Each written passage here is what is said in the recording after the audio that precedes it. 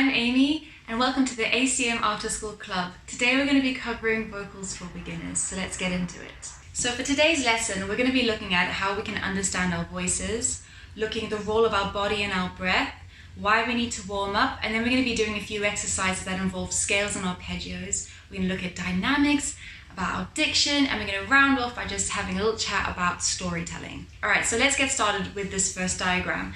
I've just pointed out a few things that I think are really, really important if you're going to be a great vocalist. So let's start with the first one. Sound production.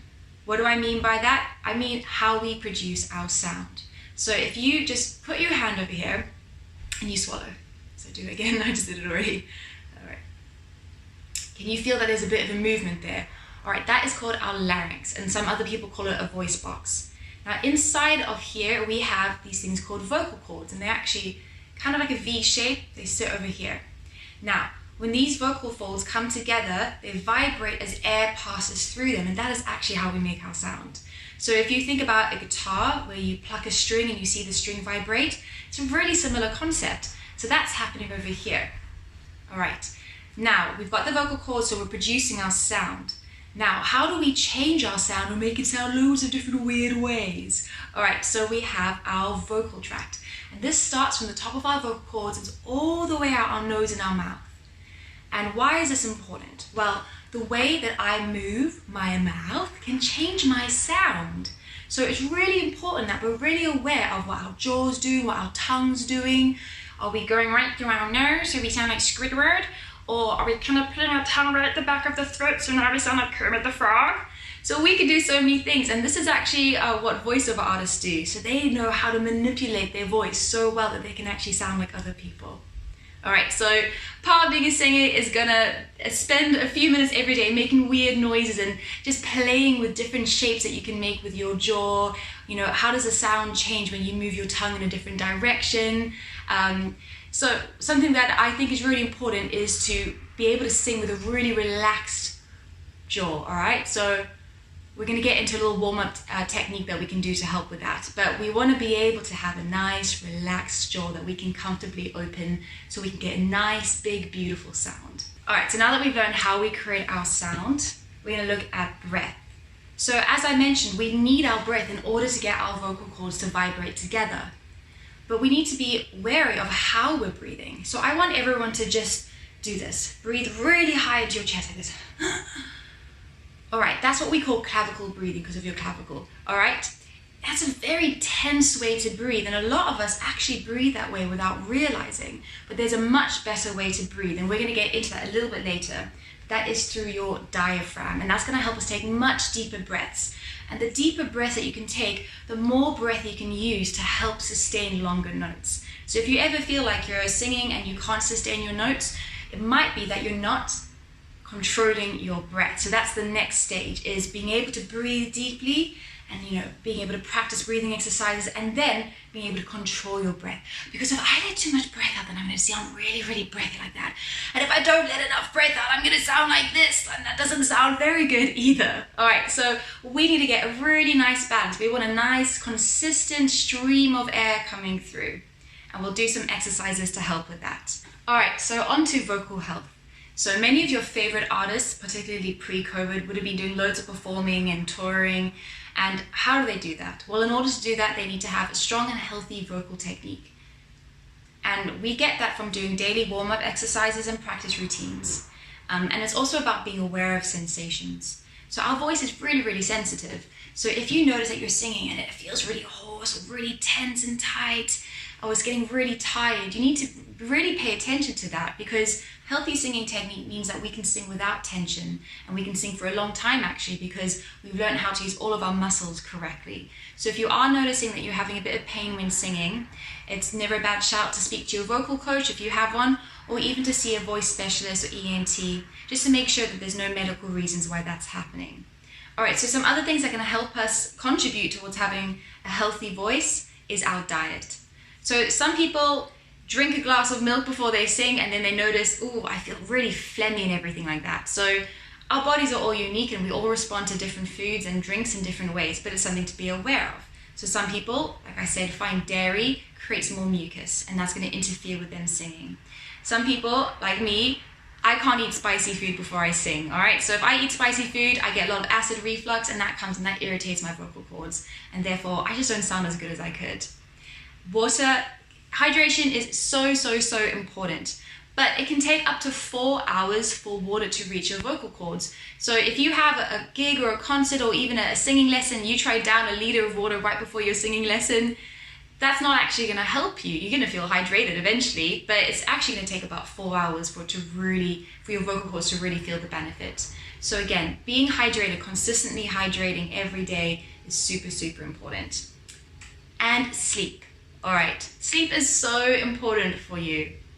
Making sure that you're getting about 8 hours of sleep every day is really going to help. You'll notice a big difference. So, try it out. If you don't get a lot of sleep one night, how does your voice feel the next day? Does it affect you? And then get a nice full 8 hours of sleep. Does your voice feel better?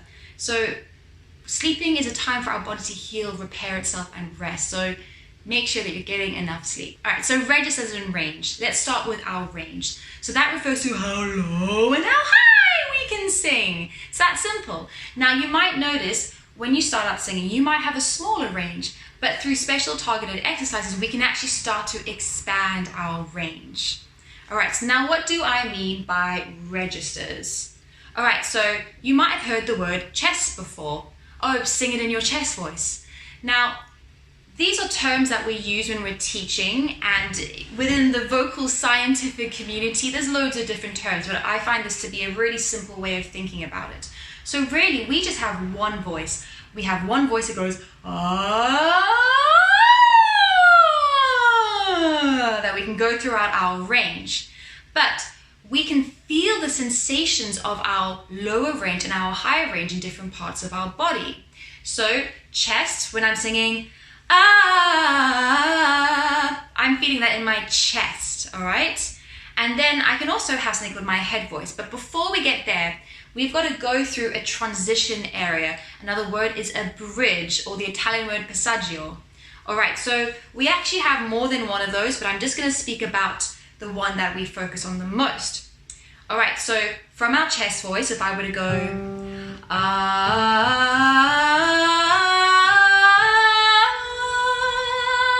did you hear that my voice changed the sound a little bit? You might notice when you're singing up, you reach this part of your voice where maybe it feels a little bit unstable, a little bit weaker. So this is most likely your bridge, and in female and male voices it's going to be a little bit different. All right, and when I go through this part of my voice, some people sound a bit breathier or a bit weaker, but we can also strengthen that. And then, so we're going to transition there, so I'll do that again.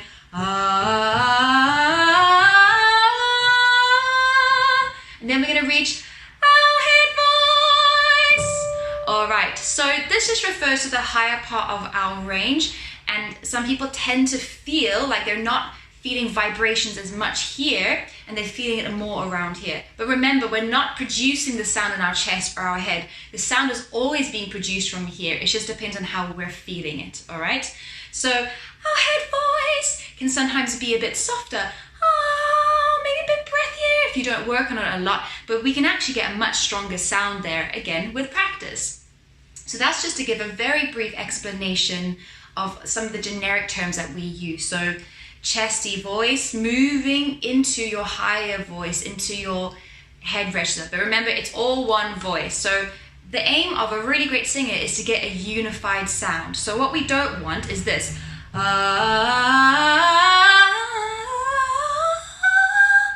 Where it's like, wow, you don't sound like the same singer in your lower register or your lower voice as you do when you're singing in your higher part of your range. We want to get a nice unified sound. So I'll do an example. So all right, so at that point, it might sound a little bit different, but I sound like Amy all the way through my voice. So that's just going into registers and range. So some other really important things to note is to be a good singer, you need to sing with good intonation. So good intonation refers to our ability to sing pitches accurately in relation to the harmony or the chords in the accompaniment. So if I'm playing this, all right, and I say, can you sing this note?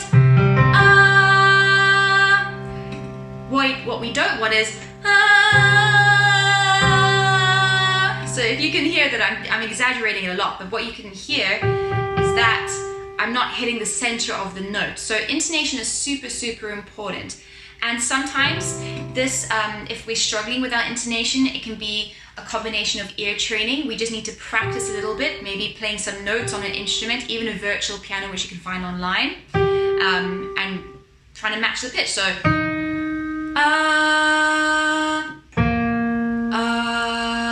so I'm going to play a few and see if you can match it.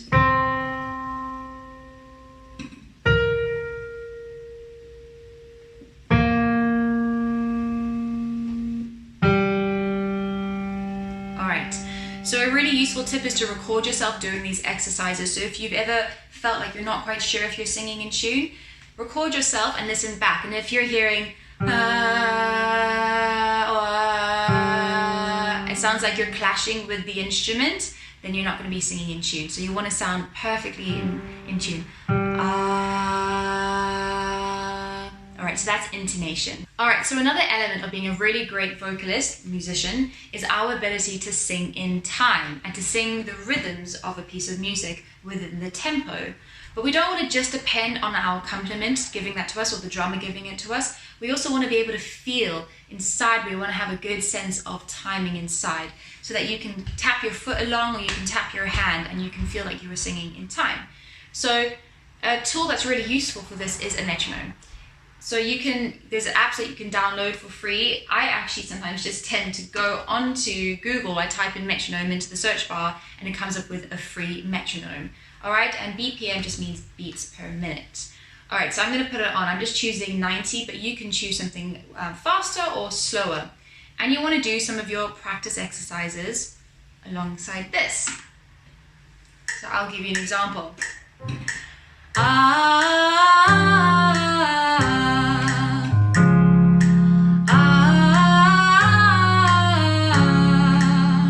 So you can see that I'm singing in time with the metronome. So I'm going to do an exaggerated version of what singing out of time would be.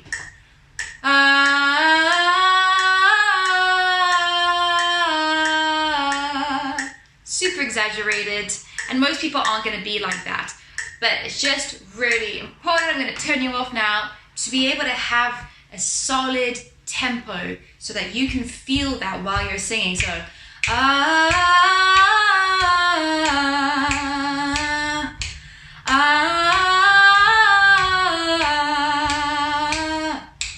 but sometimes we need to practice that. So you might notice if you just try to do your own little metronome that you're actually still going in and out because we're human after all, we're not robots. But practicing with a metronome will actually give you a much better sense of time and practice at different speeds. All right, so let's go back to the presentation. Diction. So another really important part of being a good vocalist is our ability to pronounce our words. So did you understand what I said there? Probably not. So what I was actually trying to say is another part of being a really great vocalist is the ability to pronounce our words clearly so our audience can hear what we're singing. All right, so we're going to do a few exercises to help with that later. Our breath and body. So we already briefly touched on the fact that we want to avoid breathing these short, sharp breaths through our chest like this, because that can actually create tension and make us feel a bit more stressed. And also we're not using the full capacity, the capabilities of our lungs. So I'm going to show you a diagram. So the diaphragm is a dome-shaped muscle and it sits below our lungs. So as you can see, when we breathe in, it's going to move down. All right, and when we breathe out, it's going to move back up. All right, so why is it moving down? Well, it's to help create space so our lungs can expand. So that's what we mean when we say we want to breathe through our lower belly or with our diaphragm. It means that we want to use the fullest capabilities of our lungs so that we can sustain notes. And we don't want to have to take loads of breath when we're singing. We want to be able to sing beautiful long phrases. So an exercise that you can use to help with this is you can breathe in for a count, hold for a count, and then breathe out for a count. So let's try it for count to 5. So this is an example. So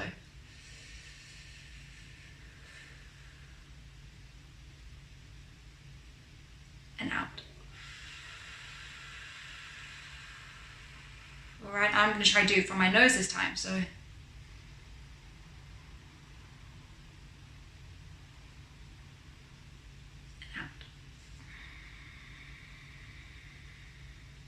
All right, and then you want to increase the number. So then we might go to 7. So.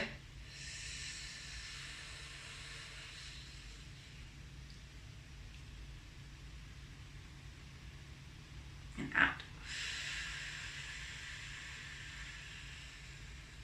So if you were to do that daily and just gradually increase, what you're going to notice is that you're able to take deeper breaths, you're able to sustain them without feeling uncomfortable, and you're able to release it slowly. So we don't want this and release it all out, all right? We want to be able to release it with control, okay?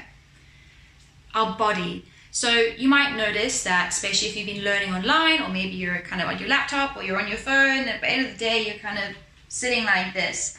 All right, so as you can hear, my voice is already changing. So if I kind of try to sing, it doesn't sound as good. In the moment, I'm gonna roll my shoulders back gently. I'm gonna make sure my head is nice and aligned. Everything is straight. I have a much better sound, and I'm not even trying. I'm just sitting up straight. So obviously, a lot of the time when we're performing, we're standing. In this instance, I'm just sitting down because I'm playing piano. So it's important to practice good posture while sitting and while we're standing. All right, so that's just a little quick thing about that. So onto why we need to warm up. So before you go for a run, so any athlete, professional athletes, they're going to be warming up. They're going to get the blood flowing through their body. They're going to be making sure their muscles are warm and everything. And it's the same thing for us. We use muscles to sing. So if we wake up and go straight into singing, we can actually sometimes hurt our voices a little bit because our voice is like, whoa, we were not ready for that. So it's really important that we gently start using our voice. And even before we start singing, we should do a good physical warm-up, and that's addressing any areas of tension. So it could be doing some shoulder rolls, making sure we can get our shoulders back, which is going to help with the posture. Doing some stretches, whatever feels good. Again, I'm just sitting for now, but when you should be doing this standing up. What we also want to do is really pay attention to our face. So we spoke about the fact that we can change our voices depending on how we use our vocal tract. So it's really important to make sure that we don't have jaw tension and we're singing with a shut jaw like this, all right? So you can gently massage along the joints. There we are, I've just clicked. I like to do a lot of this. I tend to have quite a tight jaw, all right? Do some chewing. I like to wake up all my facial muscles just to really get my whole face engaged when I sing. Tongue, I like to stretch out my tongue because sometimes our tongue can actually have a lot of tension in it and can kind of just sit at the back of our throat like this and we can't sing as nicely. All right, so we want to make sure that we can use our tongue really nicely. So you can do some rolls.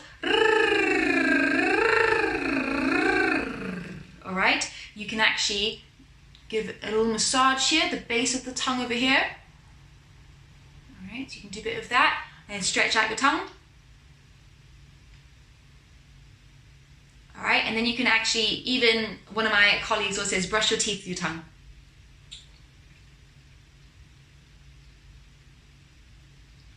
All right, so now we've done our jaw, we've done some facial muscles, our eyebrows, all that. We've done our tongue. We can also do our lips. Can help with your diction. I like to do this a lot, you know, just to remind myself to engage all these muscles so I can pronounce my words clearly. All right, so we do a lot of that. You can also do really gentle neck rolls from side to side. Again, what we're doing is we're just making sure there's no tight spots, all right?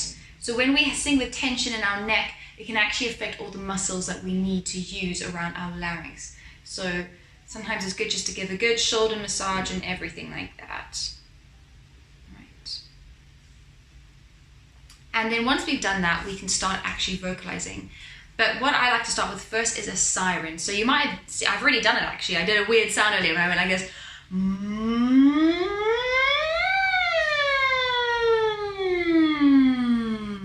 So what I'm doing in this instance, I'm going really gently from a comfortable low note to a really comfortable high note. And I'm not singing loudly, and I'm doing it on an NG sound. So think of the word sung, so sung NG, sung.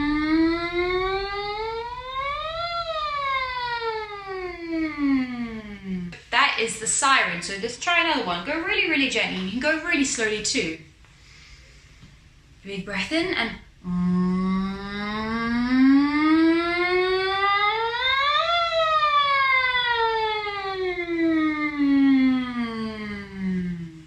make sure that you're lowering your jaw, so you're not going with a really tight jaw. So you can yawn. You can do it like this.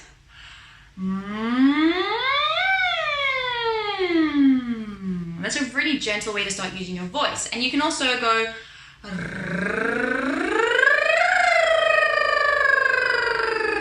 and you can use the lip trill. So I'm going to hold my cheeks up.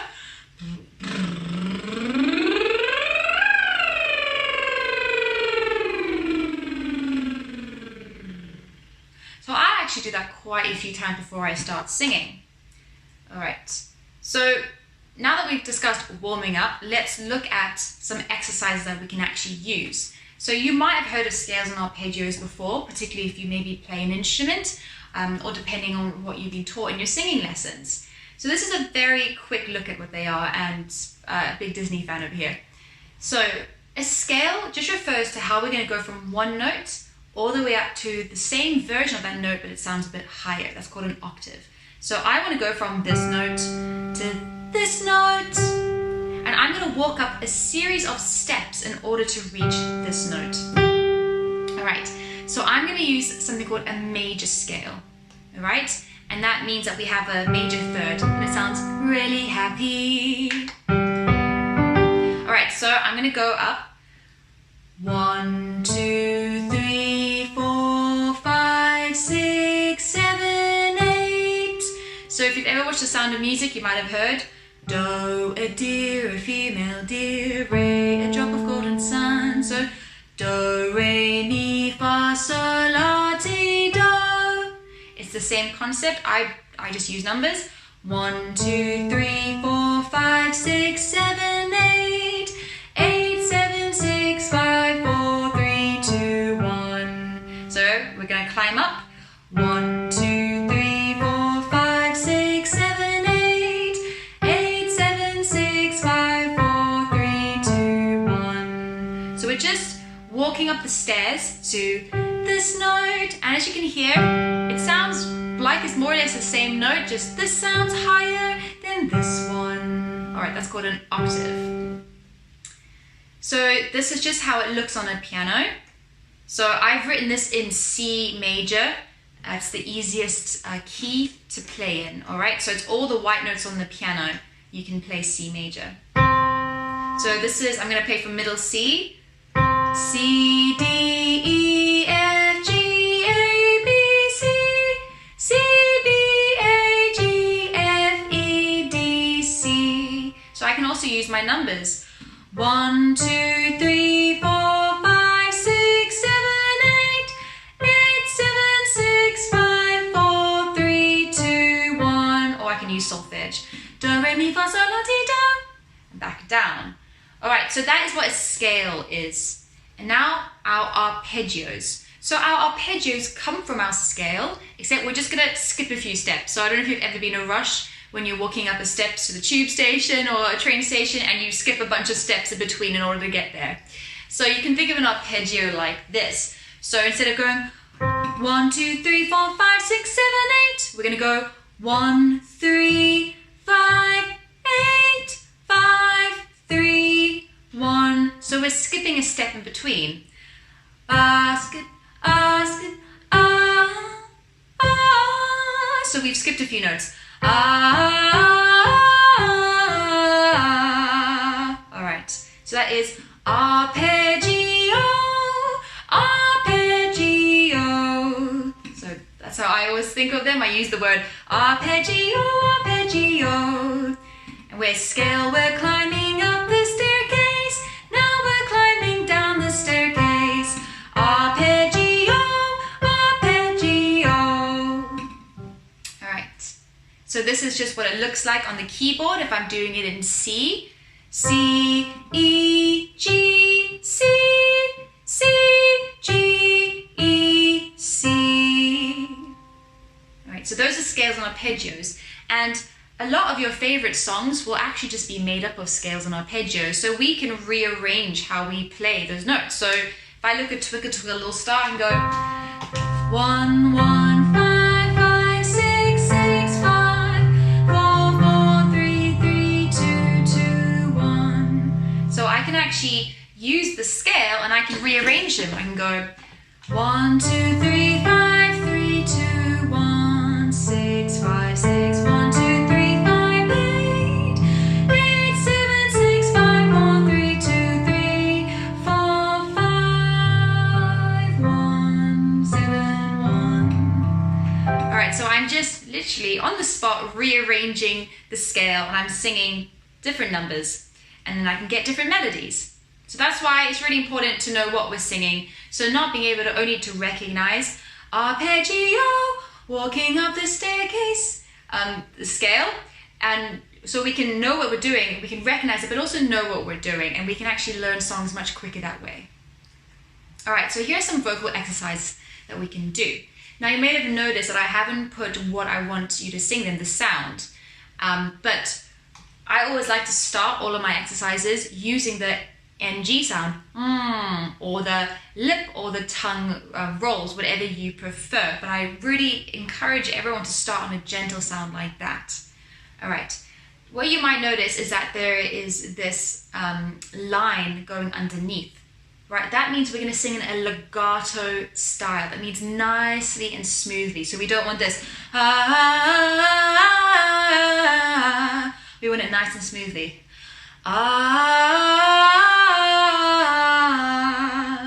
And there's also a little apostrophe at the end. That is just a breath mark. So if you're ever given a piece of music and you see that, it just indicates that you are allowed to take a breath there. Right, so this is how it sounds. So we're actually just going 1 2 3 4 5 4 3 2 1. We're walking halfway up the staircase, and then we decided actually, oh, I forgot to get something from the kitchen. I'm going to go back down. All right. So let's start with an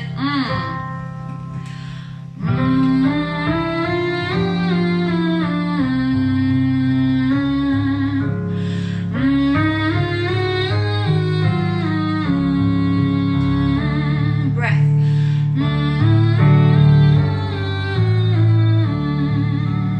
And I can keep going higher and higher and higher. So I've just started from C major because people tend to find that visually to be an easy scale to see. But I can also start it a bit lower.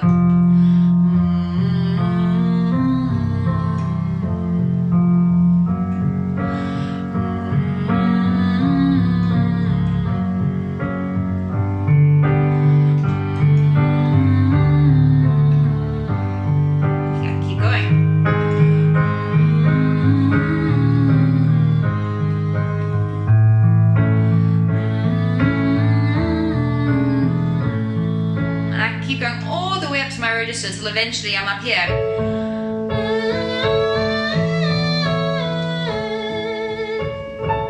Alright, so once I've done it with that sound, the NG or the lip trills or the tongue trills, then I might move on to some vowel sounds. But I'm going to put a consonant like la or ya in between or in front of the vowel sound. So we have our vowels R, E, I, O, U, and it's really important that we practice with all of them. So let's try. I'm going to do it a few times, and we're going to do it with ya. Nice, relax. So remember, yawn, ya. Nice, relax. So ya.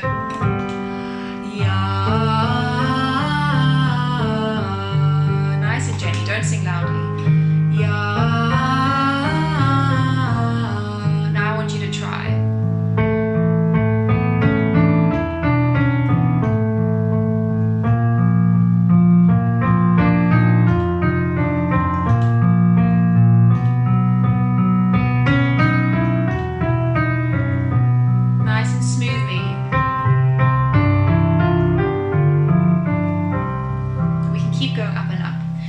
And then I might experiment with ye.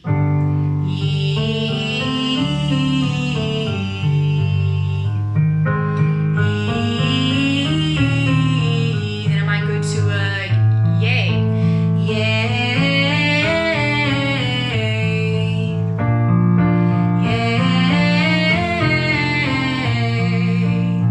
Maybe to a you.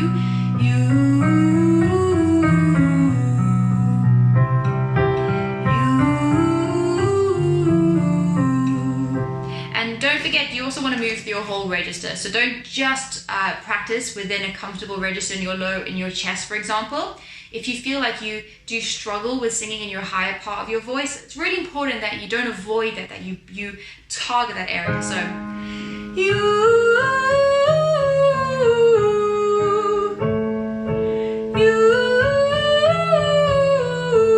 nice and gently.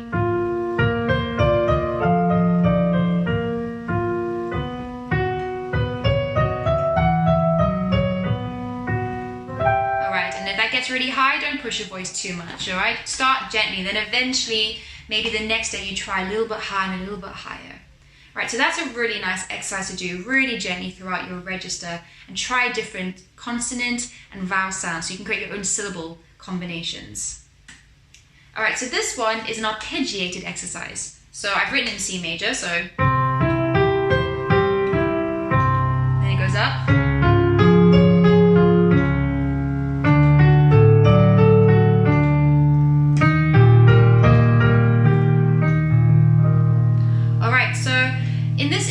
We can start by actually putting a syllable on each note. So we can go ya ya ya ya ya ya ya ya ya ya ya ya ya ya ya ya ya. And of course, you can always start with your NG sound again, that sound again. So always feel free to start any exercise with that really gentle sound. Your vocal cords love that sound. It's such an easy, gentle way of singing. Or you can now, after you've tried doing a syllable per note, you can then do one for the whole little phrase. So let's do it a bit lower. I'm gonna go.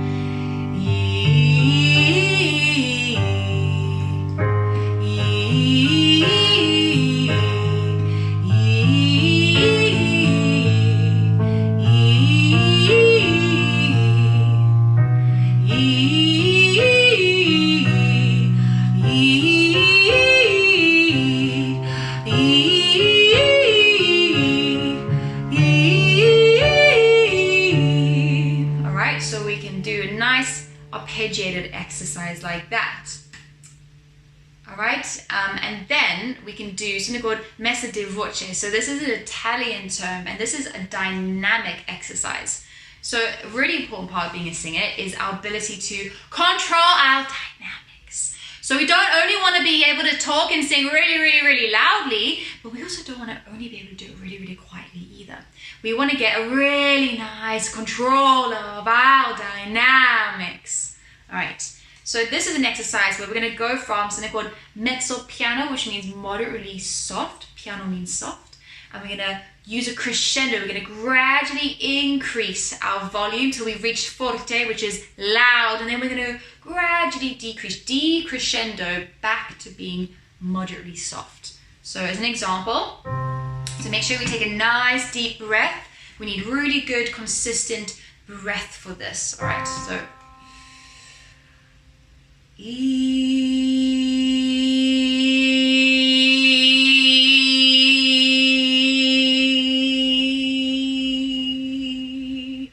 now this can be really, really hard to do if you've never done it before, but just because you don't have a lot of experience doing it. I also encourage you to actually do this with a metronome, and so that you purposely know how long each of these notes are going to last for. So I'm going to actually give myself a count now. So let's go a bit higher. I'm going to try it on a U, 3, 4. U.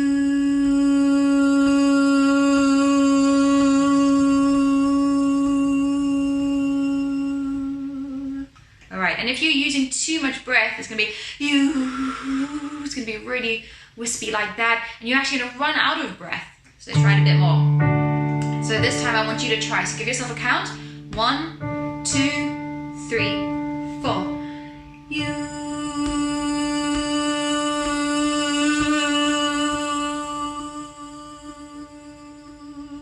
Go a bit higher. Let's go back to let's go to ya again.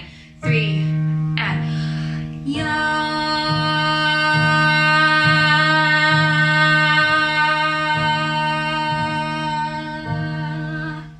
Alright, so again, we don't want to just practice this in our chest register, which sometimes is where we feel more comfortable. Let's try in a high note. Let's try.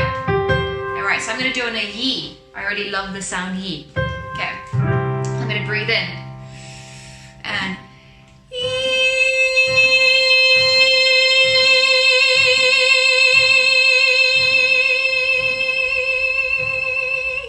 all right. I'm going to try another one. Let's try it. I'm going to do you and you.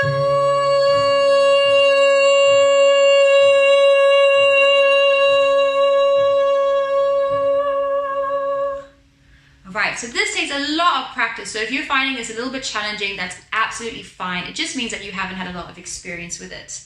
But that is a really great exercise to practice our dynamics, how loud and how soft we're going to sing.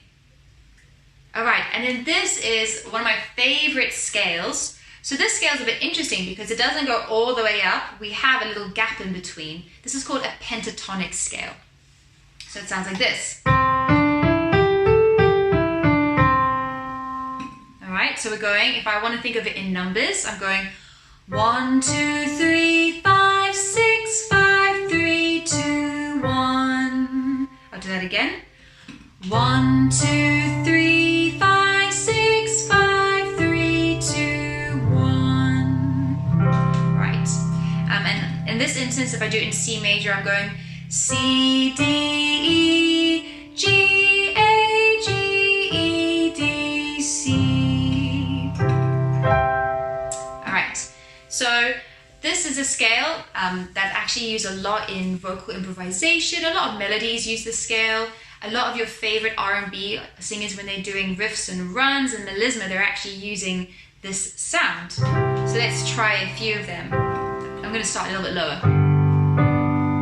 So let's go tempo. 1, 2. I'm going to start with a ya and ya.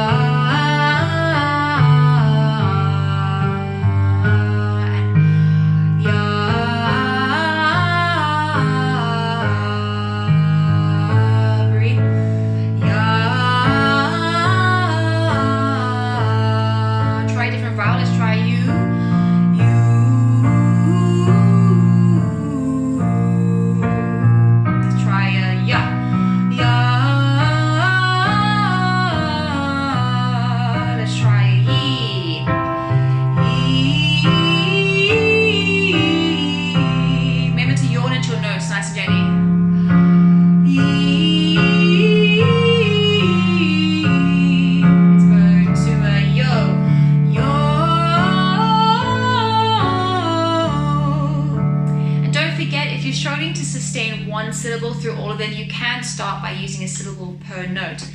Yo, yo, yo, yo, yo, yo, yo, yo, yo. But remember to start really, really slowly, all right? So even if it means you're doing this, yo, yo, yo, yo, yo, yo, yo, yo, yo. It's better to do it really slowly and accurately then try to do it really quickly and you're rushing it and you're not actually getting the rhythm correct, you may be singing out of time and you're not hitting the pitch really accurately. So it's always okay to start slow and gradually work your way up to a faster speed. Okay, all right, so we've already spoken about the importance of diction and our ability to pronounce our words clearly so that the audience can hear what we're actually singing about. So we can do some tongue twisters to help with this, and this is just gonna give our mouth, our tongue, and our lip muscles a bit of a workout so that they become a bit stronger, and that's gonna help with our diction and our ability to articulate our words clearly. So we can start by speaking it, and then you can actually even sing it. So go really slowly. She sells seashells on the seashore. She sells seashells on the seashore. So pay attention to what muscles you're having to use. And I advise you overpronounce the words. Even though it feels weird to us, it's better to overpronounce than to underpronounce so we can't hear. So she sells seashells on the seashore. What? I can't. Seashells on the sea. So let's go really over the top. She sells seashells on the seashore. Over the top. She sells seashells on the seashore. All right. So get those muscles working. It's a workout after all. All right. And then we can try sing it.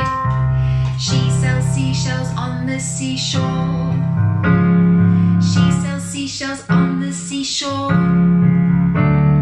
She sells seashells on the seashore. I always go she saw, alright? So I need to practice this one. Let's go again. She sells seashells on the seashore. And give it a go.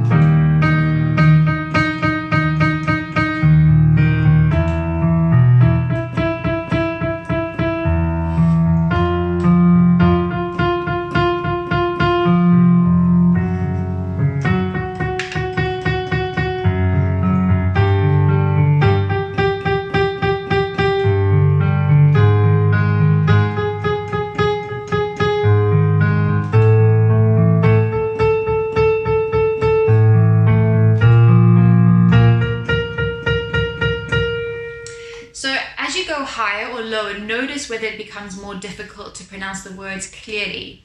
All right, so if you notice that when you're singing higher, that you're actually mixing them up a little bit, or you're getting too much breath is getting in the way and the words aren't coming out clearly, it just means that you need to practice in that part of your voice a little bit more. And always be careful that you're not pushing too much breath. She sells seashells on the seashore. It's gonna all get in the way. Seashells on the seashore. Nice, consistent breath, all right? Let's move on to our B sound. So, Bessie Botter bought a bit of butter. Bessie Botter bought a bit of butter. Bessie Botter bought a bit of butter. Bessie Botter bought a bit of butter. All right, I have to like this one a lot. Don't know if you can tell. Again, so we can try to sing it. Betty Botter bought a bit of butter. Betty Botter bought a bit of butter. Betty Botter bought a bit of butter. Betty Botter bought a bit of butter. You can give it a go.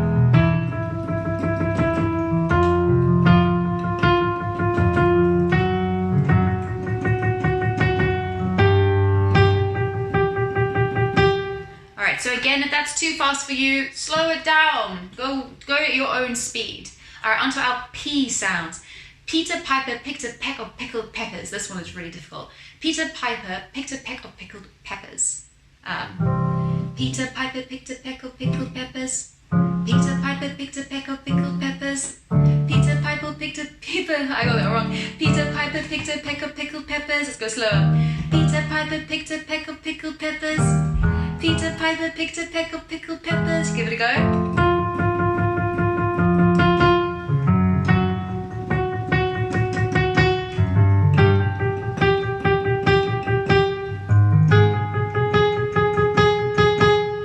All right. And then I really love this one. How much wood would a woodchuck chuck if a woodchuck could chuck wood? That one's, I don't know. I find that one really fun. How much wood would a woodchuck chuck if a woodchuck could chuck wood? How much wood would a woodchuck chuck if a woodchuck could chuck wood? How much wood would a woodchuck chuck if a woodchuck could chuck wood? How much wood would a woodchuck chuck if a woodchuck could chuck wood? How much wood would a woodchuck chuck if a woodchuck could chuck wood? How much wood would a woodchuck chuck if a woodchuck could chuck wood? You go to go.